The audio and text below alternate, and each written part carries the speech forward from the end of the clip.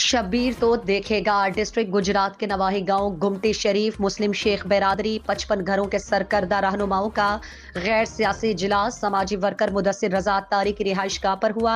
एहतराम मुस्लिम welfare society का इजलास का आगाज तलावत कुरान पाक कारी मोहम्मद अदील मदनी साहब ने फरमाई। खुसूसी खिताब हजरत अलामा मौलाना अनस मदनी अत्तारी साहब ने मौजूद दीन इस्लाम अखुवत मुसलमानों को आपस में भाई भाई का दरस दिया।